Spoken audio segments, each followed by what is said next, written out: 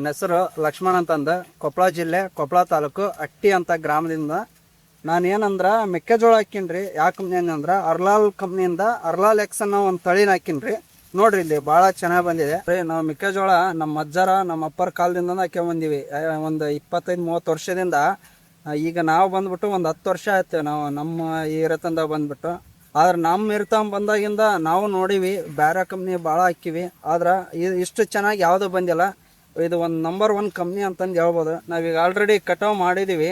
ಯಾವುದೋ ಒಂದು ಗಿಡ ಬಿದ್ದಿಲ್ಲ ನೋಡ್ರಿ, ಇನ್ನೂ ಸ್ಟೇಬಲ್ ಆಗೇ ಐತಿ ಗಿಡ. ಬೇರೆ ಯಾವುದಾಗಿದ್ನಿ ಅಂದ್ರೆ ಇಷ್ಟೊತ್ತಿಗೆ ಎಲ್ಲ ಬಿದ್ದು ಹೋಗಿರ್ತದೆ. ಈ ಒಂದು ಮೆಕ್ಕೆಜೋಳ ತೆನೆಯ ವಿಶೇಷತೆ ಏನಂದ್ರೆ ಸುತ್ತಾರದ ಬಂದ್ಬಿಟ್ಟು 16ರಿಂದ 18 ಸಾಲು ಬರುತ್ತೆ. ಮತ್ತು ಸಾಲಿಗೆ ಬಂದ್ಬಿಟ್ಟು 48ರಿಂದ 52 ಬಂದೈತಿ.